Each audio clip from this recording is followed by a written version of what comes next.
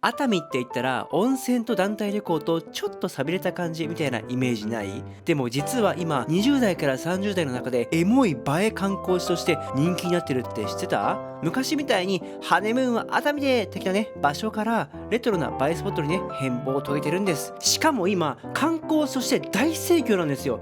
熱海のすごいビフォーアフターもこの後お届けします。東京から新幹線で30分ちょいで行けるんだけどね、僕はね一人身だからこそめちゃくちゃ時間があるんでローカル線で2時間かけて行きました。ほんと暇人です。あとついでに離島も行きます。というわけで平成の時代ね一度ブームが去っちゃったけども、今この令和にフェニックスのように蘇った熱海をね一緒に見に行きましょう。はい、ってことで熱海に着きました。はい、出た。いやすごい、めっちゃ人いる。熱海人多すぎ。あ、すごい、めちゃくちゃ人いるわ。熱海これオワコンって思ったけど全然もう来てるじゃん今熱海。はい、ということでね今熱海に来たんですけれども、めちゃくちゃ人が多い。こんな人多いのびっくりした。熱海ね今来てますね。今から駅前に2個の商店街があるんで、その商店街に行ってね、今時間も今14時なんでお腹空いたんで簡単にね食べ歩きをした後に駅からちょっと歩いたところにある熱海銀座商店街に行きます。で熱海銀座商店街を見て、でそこからね熱海港があるんですよ。でそこからなんと静岡県唯一の友人の離島に行けるんで、そこに行こうかなと思います。はい、で今ね正面に見えてるのが熱海駅なんですけれども、駅のすぐ目の前にこれ熱海第一ビルっていうね昔からあるビルがあります。なんとねここにはね地下3階に熱海駅と熱海港を結ぶためのロープウェイをね建設してたっていうね噂があるんですよ。はい、今はねもうないんですけど、そのバブル期にそういったことは考えられていて、ただね計画が頓挫しちゃって道半ばでねその設計書とかなんかそういうねものがここのビルの地下3階に埋まってるらしいですね。ポーネグリフがあるんですねこの地下3階に。はい、ということで熱海第一ビルディングの正面に来てみました。一応これ営業してるんですよ。でいろんなねものも入ってて、1階からね地下1階まであるね飲食店がねトントントンと入ってます。ただね地下3階には多分行けないんですよね。これね見てみるとね、ほらなんだけど地下2階までしか行けないんですよ。ここね地下3階に行くと秘密のね設計図があるんですよね。この雰囲気なんかいいね。この寂れた地方都市にあるショッピングセンターみたいな感じで、海外で例えるとウズベキスタンのタシケントのねチオブバザールのねすぐ向かいにあるショッピングセンターがあるんだけど、その内装の雰囲気とちょっと似てる。なんかちょっと似てる気がする。でここからね地下行けるんで、一応地下3階行けるか見てみようか。行けないわ。地下2階までだ。でこっちない。ここ掘ったらいけんのかな。でこんな感じで地下1階にもご飯屋さんがねたくさんねひしめいてるね。思ったよりもにぎわってるわ。そしてここ駅前にあるのがラスカ熱海です。これがね2016年に開業したんで、今年でね開業10周年を迎えるね駅ビルになってます。すごい、めっちゃにぎわってる。すごい、めっちゃにぎわってるじゃん。人がねひしめく来てる。結構渋谷ぐらい人がいるんじゃない？こんな感じで飲食店が入ってたりね、洋服屋さんが入ってたり、もうたくさんお店が入ってます。駅前には商店街が2個あるって言ったんだけども、1つ目がこっちの仲見世通り商店街になってます。こっちね。で右側の方にもね商店街があって、これ名前がね平和通り名店街だねなってます。ここね右側が平和通り名店街で、左側が仲見世商店街ね。これなんで名前違うんだろうね。とりあえず1個も行ってみようか。すごい、めっちゃ人いるわ。原宿だ。ここ原宿ぐらいいるわ。すごい、観光客なのかな。中国系の観光客の人も多いし、普通に日本人も多いわ。すごい、温泉まんじゅう。やっぱりね熱海といえば温泉だからね、こういう温泉まんじゅうのねお店もあります。そしてここもねアーケードになってるのがいいね。雨が降っててもさこれ気にしなくていいからね。でこの脇道の雰囲気、こういう雰囲気も風情あるよね。なんか昔からの商店街の脇道って感じがしていいね。でちょっとねお腹空いたからねなんか食べたいんだけど、どこもねもう人が多すぎてサクッと食べれないんだよね。ちょっとねもう何でもいいからね食べたい。そうで、ちなみに熱海は干物が有名です。こんな感じでね味が干物にね可愛く並んでますね。顔出しパネルもあるね。そう、金色夜叉ね、これも有名みたいだね。このなんか銅像がねあるらしいんで、後で見に行こうと思ってます。まあでも言うてこんなもんか。もうね反対側まで来ちゃった。だいたい100メーターぐらいでね、本当にね100メーターぐらいで来ちゃったわ。でもいいね、上があるからもう気にしなくていいからね、雨はねめっちゃいい。でこっちの名店街のこの商店街は坂になってるんですよね。ちょっと上り坂って、駅から登って、駅から離れていくと、降りるんだけど、駅の方に向かおうとすると上り坂になるんで、ちょっとね往復すると大変だね。往復するとちょっとね、この夏暑いしね、今ね往復大変だわ。で今このね丸店っていうお店があるんだけど、ここがねめちゃくちゃ人気で、店の前にもなんか10人ぐらいね、これは串になんかね、なんか魚介系のものを刺したものを食べてる人がめっちゃ多くて、なんかガンモかな、ガンモっぽいものを刺してるね食べ物があるんだけど、ここめっちゃ人気だね。地方の商店街に行くと必ずと言ってもねいいほどあるこの蜂蜜のお店、これ何なんだろうね、どこ行ってもあるけどね、そういうものなのかな。商店街に1軒置きましょうみたいな、なんか契約してんのかな、何なんだろう。でこの平和通り商店街の方をずっとねまっすぐに行くと、熱海銀座商店街につながってるみたいですね。そういうことなんだ。はあ、じゃあもう1個の商店街、こっちは何なの。はい、次にこっちが仲見世通り商店街です。こっちもねアーケードやってるんだけど、これ見てほしい。アーケードの材質がトタン屋根というか、なんかホームセンターで売ってるやつだよね。ちょっと手作り感があるね。いいね、これもなんか田舎感があっていいね、味がある感じで、見ると80メーターぐらいかな、これ100メーターないかな。長さはねさっきの平和通りよりも短いで、まっすぐしてるね。坂見て下ってるのは変わらないけどもね、まっすぐしてめっちゃ短いわ。多分ね熱海駅周辺で遊びたいになったら、さっきの仲見世じゃなくて平和通りか、あっちの商店街か、多分あとこれから行く銀座通りの方が大きいと思うから、あっちの方行った方がいいかもしれないね。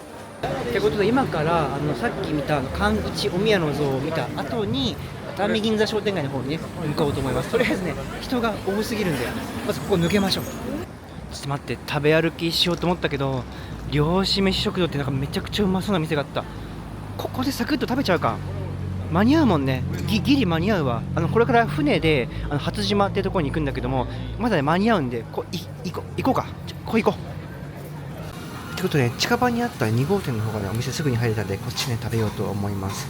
どれも美味しそう、めっちゃ見て。でね、やっぱりね刺身でしょ。刺身と天ぷらもあるんだ。揚げ物もある。やっぱ丼物じゃない。これがなんかめっちゃ美味しそうだな。これにしようか。これいこう。オッケー。これにしよう。海鮮丼が来ました。めっちゃ美味しそう。やば、イクラが輝いてんじゃん。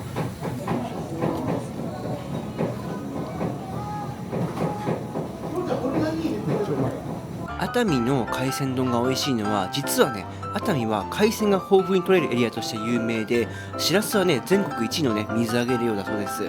この辺りのお店は朝取れた魚がお店に卸されて、そのままね提供されるので、新鮮な魚をね食べることができるんですね。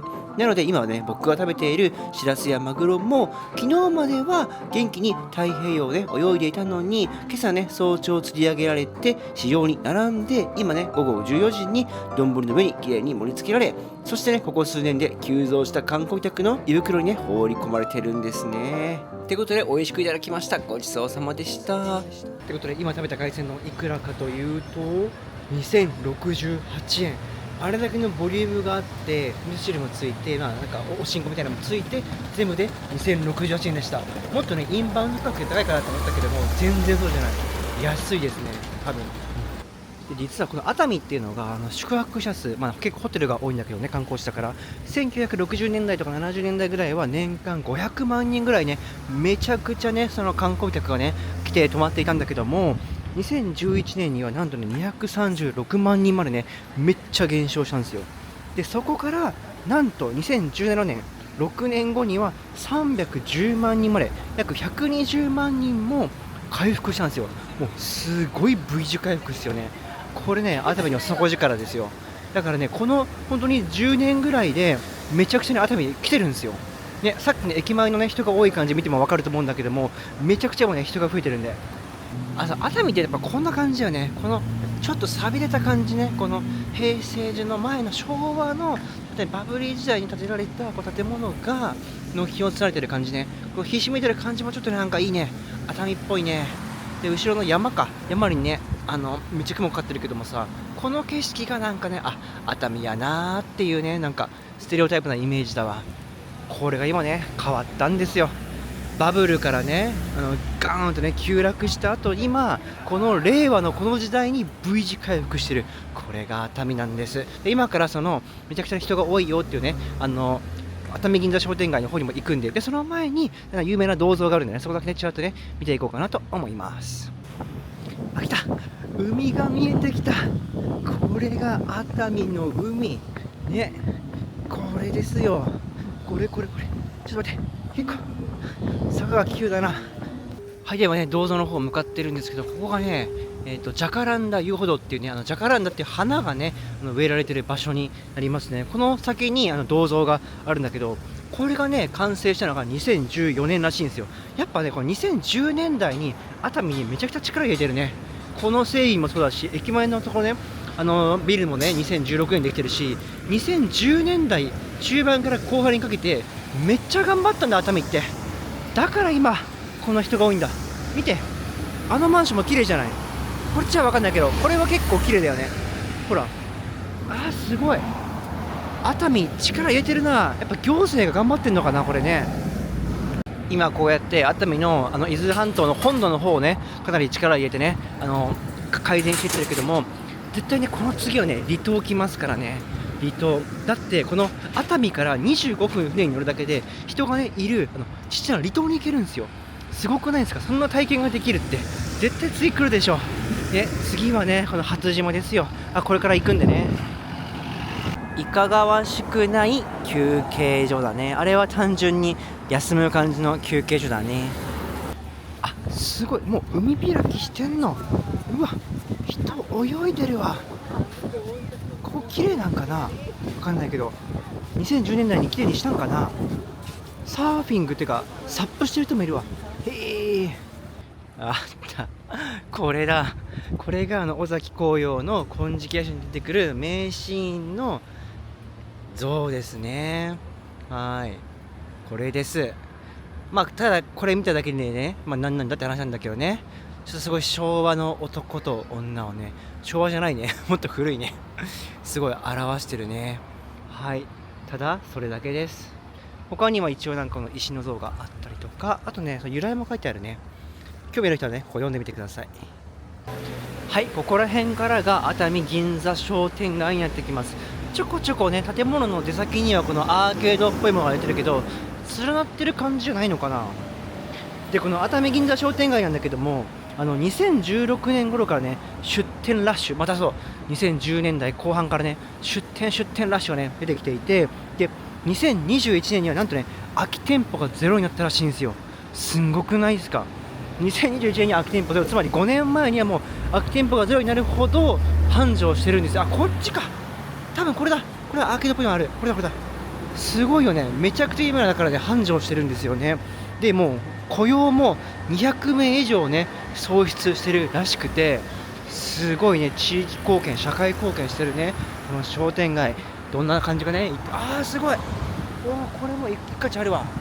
行きましょう。これは行きましょう。そんな今賑わってる熱海なんだけども、1965年に人口が 5.4 万人でピークを迎えてからだんだんと人が減って、2025年時点では 3.3 万人でピークからね4割減。そして高齢化率は 48.6% で、ほぼ2人に1人が高齢者。まるで日本の未来を見てるかのようでした。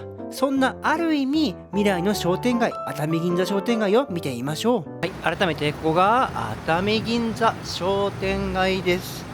はい、ここはね熱海の駅からね徒歩数分、5分ぐらい歩いたところにあるね商店街なんだけども、駅前の平和通りの商店街と比べるとね若干閑散とした感はあるけども、このちっちゃいねミニアーケードと真ん中にある鳩かなカモメかな、それが飛んでる感じね。この雰囲気がすごいなんか昭和感があってエモいね。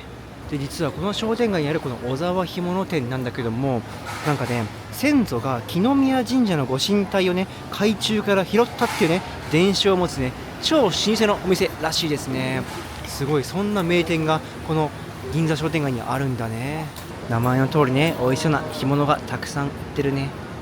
ところどころね、こんな感じでスタイリッシュなお店もあるんだけれども、やっぱ駅前と比べるとちょっと寂しいね。こことかシャッターになってるし、ちょこちょこねシャッター街もシャッターのところもあるわ。でここの商店街では海辺の熱海マルシェっていうのをね2013年11月からね不定期で開催をしているらしくて、この商店街が歩行者天国になるらしいですね。で出店というかいろんなお店がこう軒を連ねてまた賑わいを見せるらしいです。なるほどな、そうやって商店街をね活性化するための施策をやってるんだね。まあでもね、お店の雰囲気はやっぱ海鮮系がやっぱ多いね。やっぱね港が近いからっていうのがあるし、ここら辺って小田原とかの港からもね魚を朝取ったやつをもうこっちに運んできて、でさばいてね食べてるらしいんですよ。さっき僕がお昼頃に食べたお店もそうらしくて、朝取れた魚をその日のねもうお昼にさばいて提供するってね、超新鮮なご飯が食べれる熱海、いいね。ちょっとエモい建物もあるよ。100年洋館だって。建物もすごいいい。ちょっと中国っぽい、中華っぽくはないか。仏教だからか。やっぱ丼がやっぱ1000円台後半ってのもいいね。これとか1500円だ。しかも見て、これこんだけ乗ってんのに1958円。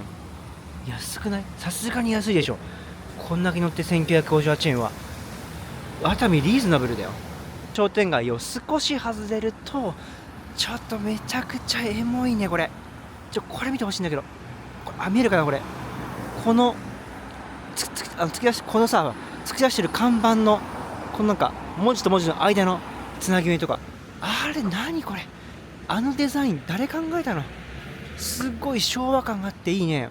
なんかデザイン単体だけ見るとなんかイスラムのさカザフスタンのなんか模様みたいなね。このところだけ見るとね分かんないけど。そしてさっきの今のこの面白いこの喫茶店の向かいにはビレッジ熱海っていう、なんかまたすごいペンションなのかな、これマンションなのかな、すごいめっちゃ綺麗。こういうので再開発をして人が集まってきてるんだね、建物。そのためにこういった新しい建物も建ててるんだ。この路地もいいね。渚街ってあるけどもね、このアーチとかね建物あるけどもお店はありませんっていうね。昔はあったんだろうね。ここにもね飲み屋さんとかね。栄枯盛衰を感じれてエモいね。あった船着き場った。多分ねあそこからね船が出てますね。行きましょう。間に合いそうだ。初島には1時間ごとに船が出てるみたいだね。じゃあ今日もね就航するみたいです。よかった。こんにちは。往復乗車券大人1枚お願いします。はい。ありがとうございます。ということで往復券ゲットです。ということで16時の船に乗って16時30分ぐらいねこの初島に着きます。で17時50分の船で帰ってくるから、1時間ちょっとあるね。でここね、これが地図なんだけども、ぐるっと一周で行ってきないかな多分。この初島港のところに行って、林見ご記念碑あんの？放浪記を書いた？これ行きたいね。っていうところではこういうのら辺は行ってですね、これ食堂もねもし食べれたら食べて、でなんかね源頼朝だっけこの公園もねちょっと有名っぽいんでこれも行ってみようかなと思います。ってことで今回乗車するのがこの銀波という船ですね。黒と黄色で塗られてるね。すごい特徴的な色をしてるね。船ってワクワクするね。乗り込みました。下もあるけどまず上から行くか。まず上は何があるかというと展望デッキだね。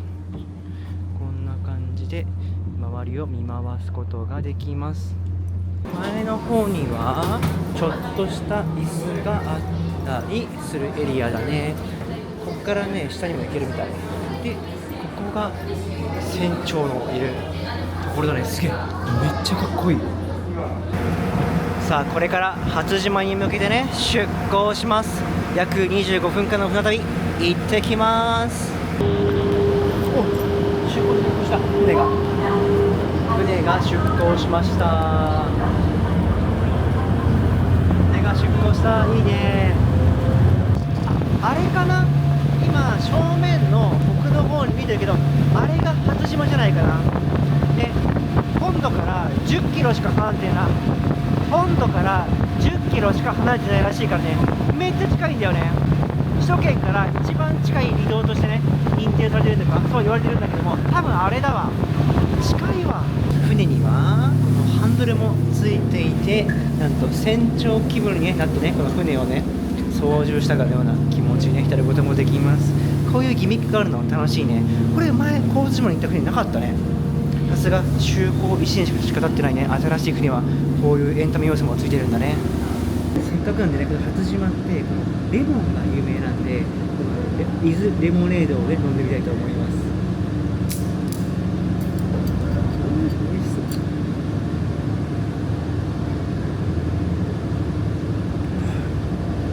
味が濃いレモネードだ。美味しい。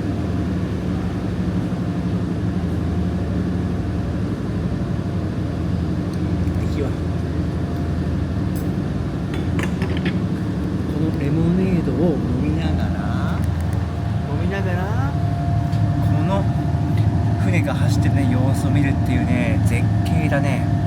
いやめっちゃいいわ。これ25分間しかね焼いてるのがもったいないぐらい。まあ帰りもね25分間見えるからね、そっちの楽しみにしましょう。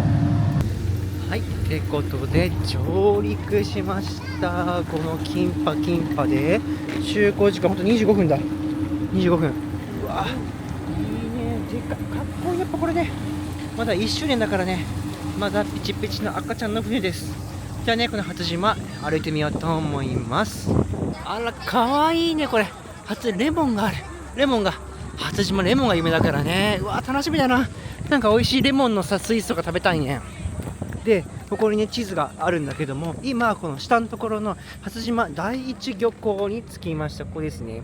で本来であればみんなねこういうところね、これにねアスレチックとかリゾートね場があるんだけども、僕はねこの上のところには一切行かずに、日帰りで約1時間ぐらいの滞在でこの民宿街ら辺のところとかこうね港の近くをね回ろうと思います。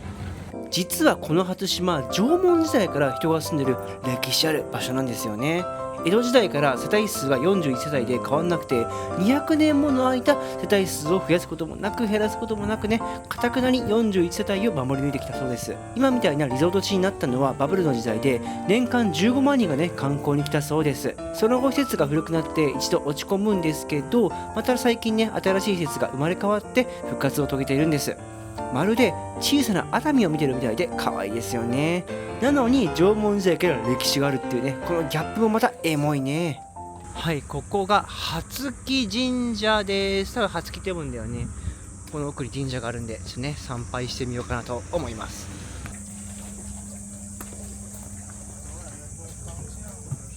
めっちゃ古いみたいだね。これちょっといつかわかんないけどね、でもなんかこの名前の地図で見たらなんか1000年ぐらい歴史あるんじゃない？うわすごいね。でこっちの方が本殿があるんだけども、今何かお祭り用のものを作ってるのかな、地元の方々がね。何かねそのみこし的なものを作ってるから、なんかあまり入りにくい感じだね。狛犬かわいいね。でもう一個この奥に龍神神社っていう神社があるんで、そっちの方ね先に行ってみようかなと思います。いやでもいいね、この初島ほんとね何もないのがねマジでいいわ。都会に行ったらさ、もういろんなものがありふれてるからさ、もうすごいなんかね神経すり減ってくんだけど、この初島はマジで何もないから、もう何も考えずにも歩ける。ぼーっとしてねケローっとしながらね歩けるのがもうこれすごくいいわ。ただね暑いね、今30度ぐらいあるんじゃない？暑いわ。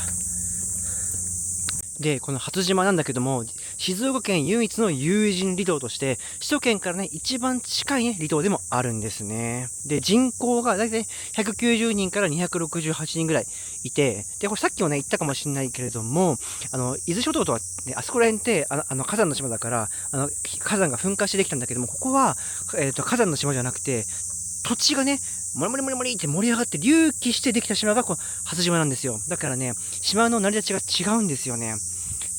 で、話してるとね、着きました。この龍神宮ですね。アリちゃんがね、いっぱいいるけれども、はい、ここもね、大量祈願して、この神社というかね、宮ができたみたいですね。にしても、この風景すごい、南国の離島に来たみたい。このヤシの木みたいな、この木とかね、すごいね。ここが静岡県なんて信じらんないね。いや、すごいな。ほら、ね、そもそも日本とも信じらんない、これ。うわー、めっちゃエモいね。いやー、これが静岡県の熱海から25分のところにあるっていうね。考えられないわ。ところどころね、こういう黄色いベンチがあるんだけれども、初島はね、レモンが有名なんでね、この黄色いね、ベンチになっています。レモン色のベンチ、かわいいね。奥にもあるからね。さっきね、あっちにね、大きいレモンのモニュメントがあったんだけども、どっかね、東南アジア系のね、男性3人組がね、いたんで、帰りね、先にこっちに神社があるんで、レモン神社があるんで、レモン神社を見た後にね、その大きいね、レモンも見に行こうと思います。すごい、黄色いポストもある。初島って書いてるね。郵便物の投函はできませんっていうね。はい、幸せが訪れるかもっていうね。幸せ来るかね、ほら。取ってこう、レモンと。はい、ということで、15分ぐらいかな、15分ぐらいかな。歩いて、着きました。レモン神社です。初見神社こと通称、レモン神社と呼ばれていますね。伊豆山神社の境内外、レモン神社で縁結び祈願ができるってね。レモンの色のミニ鳥居をくぐれば運気アップ間違いなしってことで、これもくぐるしかないでしょう。結構ちっちゃい。これで運気アップかな。 OK はい、説明もねここに書いてあるね。はい、起業とか願掛けとか人生の大きな決断にも、ご利益があると言われてますね。すごい。源頼朝と北条政子がこの神社で誓いを立ててね、さまざまな困難をね乗り越えて鎌倉幕府を開いたことがある。そうなん。めっちゃ歴史的な場所じゃん。Google レビュー5だけどね、5っていうか5件しかレビューないけど、もっとみんな来た方がいいよこれ。そうなん。めっちゃレモンをしてるけど、なんかレモン農家とかレモンを栽培してる場所全然見ないけどね、どこにあるんだろう。あとなんかもう一個あって、ここでね、江戸城の修復の時に使われた石がね、この初島でね、作られたというかね、切り出されたらしいですね。ここにその石が落ちてるわ。これがそうなんだ。そんな歴史もあるんだね。こっから手が石持ってくるんだ。あそこにね、なんかね、入っちゃいけないところにさ、外国人3人がいるんだけど、もうまだ守ってほしいね、ああいうのほんと。ああいう人たちがいるからね、いろんな観光地のね、規制が厳しくなるんですよ。で、ルールは守りましょう、マジで。あった、これだ。レモン、あったね。なにレモン釣れちゃいました、だって。予想外のビッグサイズ、2メーターだって。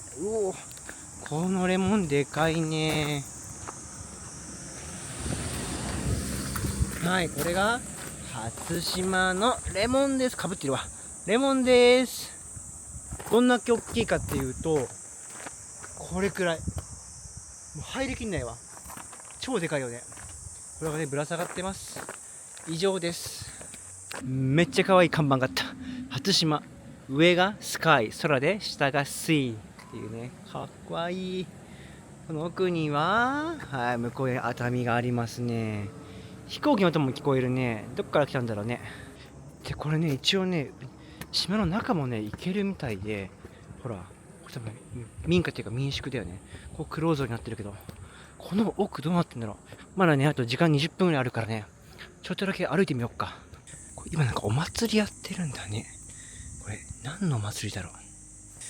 ちょっと高台から見た景色がこんな感じですね。正面が港があるね。ここら辺に41個全部密集してるんじゃない？ほとんどね、ほら。ほぼ密集してるよね。一応ね、後ろにも家はあるっぽいんだけれども、基本はね、この港の前のところに集結してる感じだね。で、さっきね、なんかお祭りっぽいなんかね、提灯がかかってたのを見たんだけども、多分ね、7月17日と18日の2日間にわたって、初木神社で、初木神社例大祭っていうね、お祭りが開かれてるみたいですね。多分そのお祭りの準備だと思う。なるほど。島民の41個、47個の人たちがみんなで協力してやるんだろうね。これはもう私有地かな。やめよっか。で、これお祭りのこの紐、ロープがさ、家々をさ、もう、ほら、囲むように、この区画の家の外周を、このロープがさ、伝ってるんだよね。これそうやってこのエリアは神聖な場所だよみたいなことをさ、意味してるのかな。ほら。いろんな家をまたいで、ロープがね、家の周りをぐるって回ってんの。はあ、面白いこれ。今、熱海から来る船待ってるんだけど、この船着き場のところを言うとね、いろんな国の言語が聞こえてきて、多分ね、韓国人もいるし、中国人もいるし、あとね、タイか。多分タイとかね、東南アジア系から来てる人もちょこちょこいるっぽいわ。なんでここ来んだろうね。てか、よくここの島見つけたね。すごいね。はい、迎えの船が来ました。前では大臣とモラ式ね、カップルがね、イチャついてます。ということで、本土に戻ってきました。キンパ銀パ号ありがとう。いやー、いいね。やっぱ本土がいいわ。めっちゃうるさい後ろが。おお、熱海らしい景色が広がってきたね。山の中腹にホテルたくさんホテルがある。こっちもあるんだけどね、今ちょっと見えないけど、こういう景色熱海だよね。なんで山のところに作ろうと思ったんだろうね。やっぱ景色いいからかな。ねえ。で、今向かってるのが、このね、通りまっすぐ行くと、なんかね、昭和のタバコ屋さんの地下に、なんかゲームセンターがあるみたいな、なんかもうすごい、30年間、40年間、時間が止まってんじゃないかみたいな場所があるらしくて、そこにね、今から行ってみようと思います。あって、これだ。和田タバコ店なんだけど、待って、これ。閉まってる？ちょっと待って。あ、5時までなの？今もう6時31分だから、ダメなんだ。なるほどね。ちょっと来るのが遅かったね。残念。そう、ここでゲームが遊べる場所があるらしいんだけどね。しかも、この風貌で地下に、なんだろう、多分ジェミニが言ってたけど、でも普通の一軒家だからこれ多分地下ないよね。ちょっと後で、ナレーションに補足しよう。はい、これ嘘ですね。すいません。もう、リサーチした時の自分をね、もうぶん殴ってやりたい、本当に。ゲームセンターはこの横にあります。この建物の地下にはありませんでした。すいません。観光産業がね、だんだん復活してきてるってね、V 字回復してるっていうことはあるけども、昔からあったこういうスナックとかはね、もう閉まっちゃってるのかな。ほら、終わってるね。こういうところまではまだ客足は戻ってきてないんだね。やっぱね、さっきの今日のお昼見た駅前を見ても思ったけども、若い20代とか家族連れが多いから、こういうスナックまではまだね、復活してないのかもしれないね。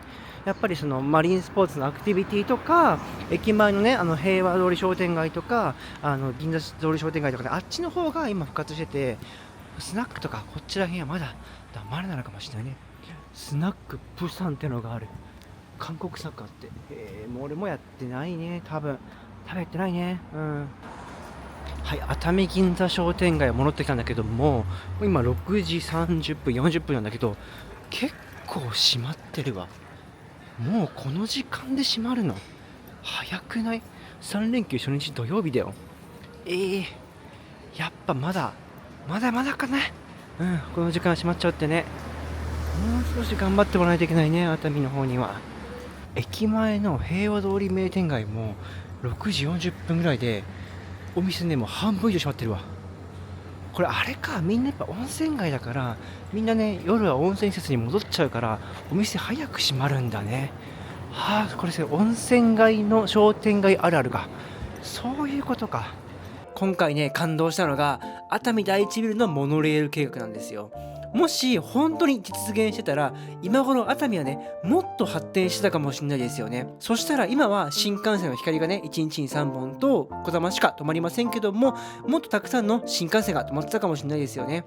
そう思うとエモいな。あと初島が7000年以上も歴史があるのに、バブル期にね開発されて以後衰退して、最近またね復活しているっていう姿がね、熱海と似ていて面白かったですね。本当面白いわ熱海。ってことで皆さん、思ったよりも熱海人いっぱいいたでしょね。やっぱ再開発すごいんですよ、ね、V 字回復しますからね。 V 字回復また、ね、皆さんも時間があったらぜひね、この熱海来てみてください。来てみてください。この駅ビルもそうだし、このね、正面にある平和通り商店街の方もそうだし、中見世の方もそうだしね、で奥にある銀座商店街もそうだしね、結構ね、どこも賑わってるんでね、ぜひ皆さん時間があったらね、行ってみてください。じゃ、バイバーイ。でももしよかったらね、チャンネル登録の方もよろしくお願いします。バイバーイ。